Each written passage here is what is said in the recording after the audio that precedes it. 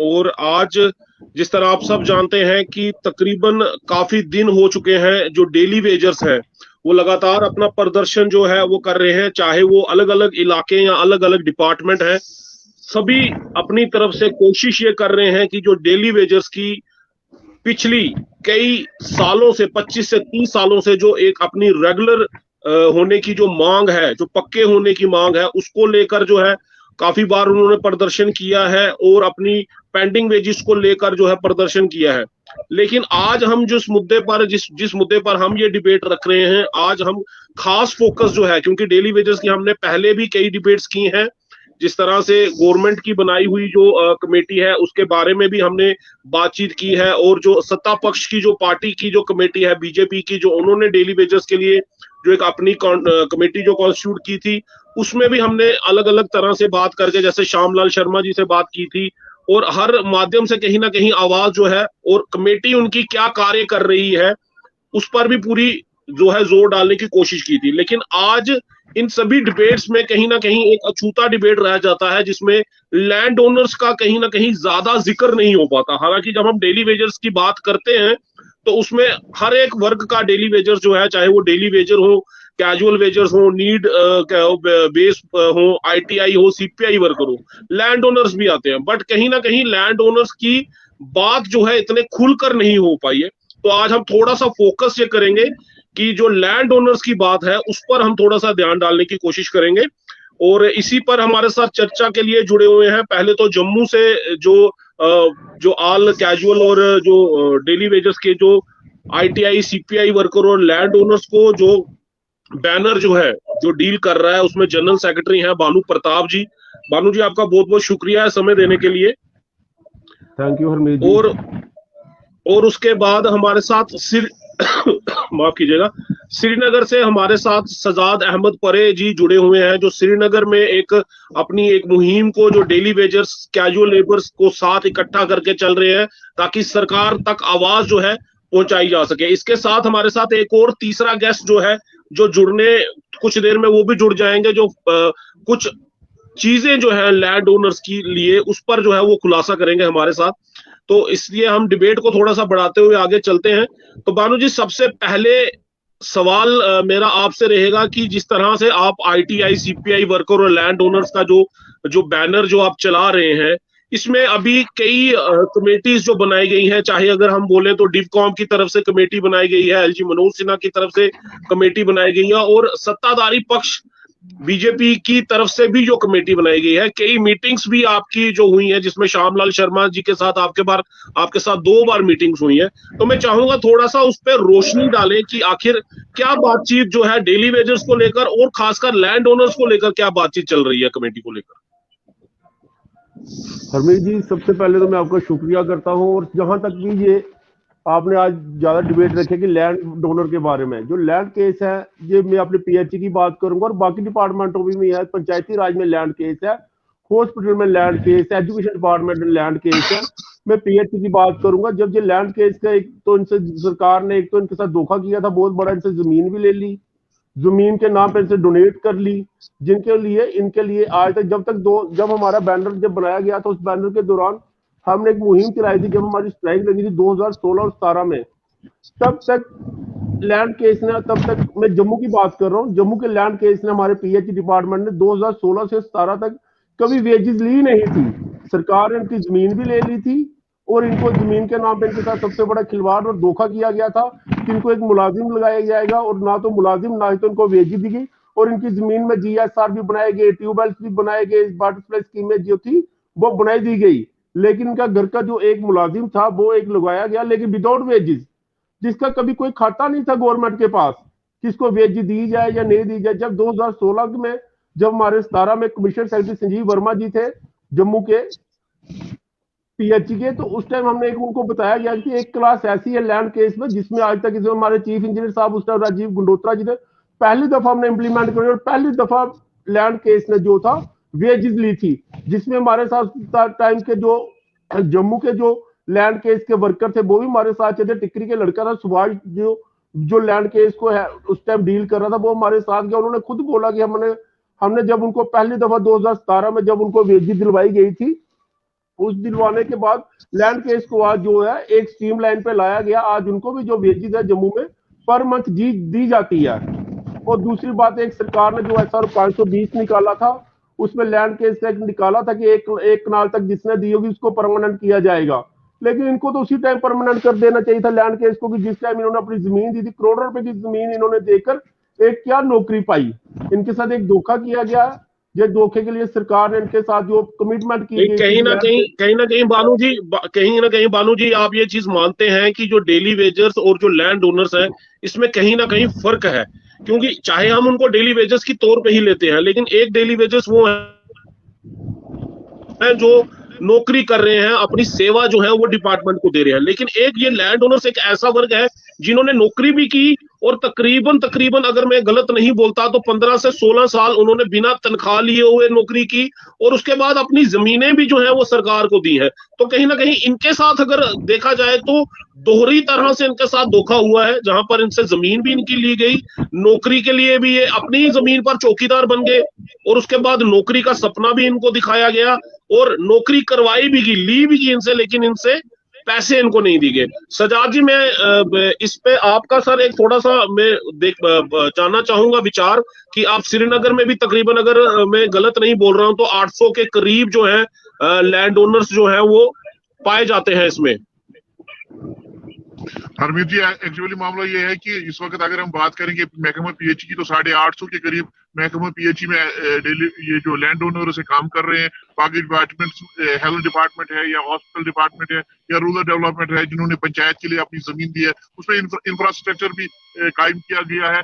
लेकिन सरकार ने उनको उस वक्त ये वादा दिया था कि आप जमीन दे दो, आपको सरकारी नौकरी फराहम की जाएगी। लेकिन सरकार ने उस पर स्ट्रक्चर्स कायम किए, चाहे ओएसटी उस पर बनाई गई, रिजर्वर उस पर बनाया गया, फिल्ट्रेशन प्लांट उस पर बनाया गया या रिसीविंग स्टेशन उस पर बनाया गया है, school, hospital, dispensary, sub centre या पंचायत घर उस पर बनाया गया है, तामीर तो किया गया है। और इसी बंदे को ये कहा गया कि आप इसकी रखवाली करो तो आपको मुलाजमत फराहम हो जाएगी, करेंगे।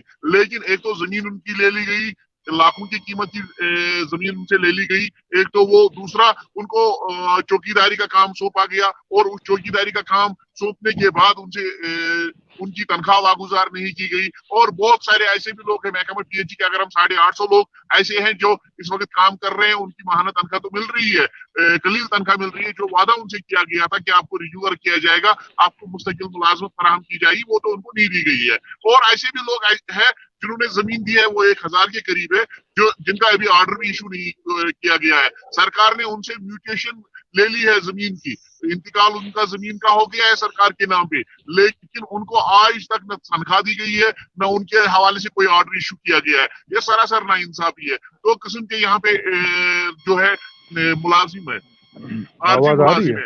एक तो वो आरजी मुलाजिम जिसे अपनी जिंदगी, अपनी जवानी का कीमती टाइम महकमे को दे दिया है। दूसरा वो जिसने अपनी जिंदगी भी दे दी और अपना सरमाया जो जमीन की शक्ल में उसने दे दिया, जो लाखों की कीमत में आज बिल्कुल आप सही कह रहे हैं सजाद जी। और लाखों की जमीन नहीं बोलना चाहूंगा, क्योंकि अगर आज के समय में अगर उस जमीन का अगर हम मार्केट वैल्यू अगर हम निकालें तो आज की डेट में वो करोड़ों रुपए की जमीन जो है वो सरकार के पास पड़ी हुई है। और जिसकी करोड़ों रुपए की जमीन सरकार के होने के बावजूद वो 9,000 रुपए, मात्र 9,000 रुपए जो है सरकार उनको दे रही है।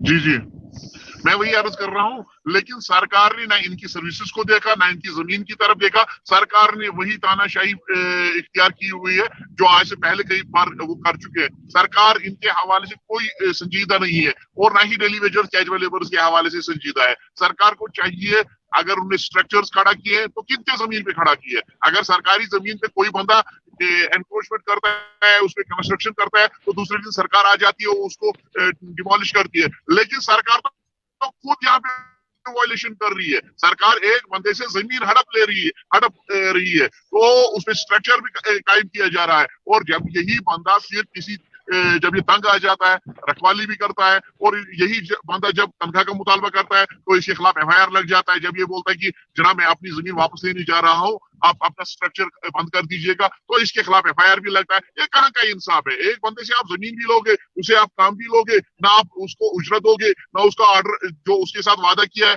उस वादे को पूरा करोगे। देखिए जो हाल ही में SRO 520 में 2017 में निकाला था, उस हवाले से उसमें ये लिखा गया था, जब इनसे जमीन ली गई उस वक्त ये नहीं कहा गया कि आपने कितनी जमीन देनी है, कितना रुकबा आपने देना है। आप उस वक्त एक ही वादा इनसे किया गया था कि आपको रेगुलराइज किया जाएगा। लेकिन जब SRO 520 निकाला गया तो उस वक्त ये कहा गया, आप इनमें स्ट्रक्चर्स भी उसमें खड़े किए थे, इनसे काम भी लिया था, उस वक्त ये कहा गया नहीं जनाब आपने आप 1 कनाल जमीन देनी है। ये सरासर नाइंसाफी है, सरकार को इस पर सोचना चाहिए। इसके साथ हजारों बिल्कुल सजाद जी हमारे साथ इस समय कुलगाम से सैयद अकरम शाह जी हैं, जुड़े हैं। मैं पहले अकरम शाह जी जानना चाहूंगा, एक तो आपका बहुत बहुत वेलकम है, वर्किंग प्रेसिडेंट हैं आप लैंड ओनर्स के कुलगाम से। पहले मैं जानना चाहूंगा सर, आवाज आ रही है आपको पूरी सही तरह से? जी आपको आ रही है मेरी आवाज? बिल्कुल अकरम जी, मैं सवाल मेरा ये है कि आप ये जो लैंड ओनर्स की बात जब हम करते हैं तो तकरीबन अगर आंकड़े की बात करें तो 850 के करीब जो आंकड़े जो है वो श्रीनगर से आते हैं, और 2100 कुछ आंकड़े जो है वो जम्मू प्रोविंस की तरफ से आते हैं, जिसमें जम्मू हो गया, अपना सांबा, कठुआ, डोडा, किश्तवाड़, ये सारी चीजें जो है उसमें पुंछ, मेंढर, ये सारी चीजें वहां से आती हैं।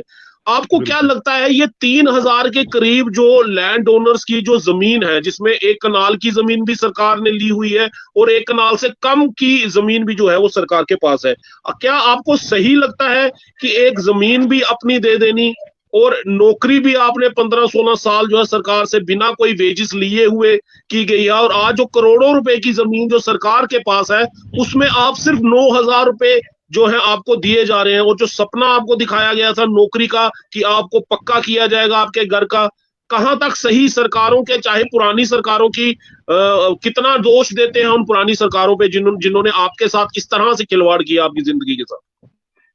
सबसे पहले मैं आप सब जो भी हमारे पैनल पे जुड़े हुए साथी हैं उनका शुक्रगुजार हूं, और उसके साथ साथ मैं आपका भी बहुत बहुत शुक्रगुजार हूं न्यूज़ बज़ J&K का, कि आपने हमें ये मौका दिया आज अपनी आवाज रखने का। और आज जो आपने स्पेशल जो हमारा प्रोग्राम रखा है लैंड ओनर्स पे, तो मैंने कुछ बातें सजाद साहब की सुनी अभी, क्योंकि मैं लेट इसमें ज्वाइन हुआ हूँ, लेकिन सजाद साहब ने जो बातें कही बिल्कुल सटीक कही, जो भी उन्होंने तथ्य रखे वो बिल्कुल सही रखे। मैं इसमें ये जोड़ना चाहूंगा कि जब से लैंड ओनर्स ने जमीन दी, मान लो कि 2000 से या 99 से पहले, तो 94 में जो तक जो हमारे लैंड ओनर्स ने जमीनें दी थी तो उसके बदले उसको परमानेंट जॉब दी गई थी। लेकिन 94 के बाद जिन लैंड ओनर्स ने अपनी जमीनें दी उनको इसी भरोसे पे उनसे जमीनें ली गई कि उनको परमानेंट जॉब दिया जाएगा।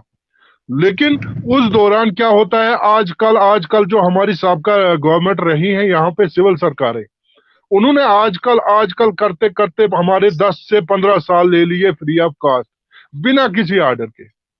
और हरमीत जी, मैं आपको क्लियर करना चाहूंगा यहाँ पे, और मैं आपकी इस जानकारी के लिए ये कहना चाहूंगा, और अपने जो हमारे साथी इस पैनल में है और जो आपके दर्शक सुन रहे हैं हमें, 2000 से लेकर 15 या 13 या 11 में हमारे ऑर्डर होते हैं मैक्सिमम लैंड ओनर्स के।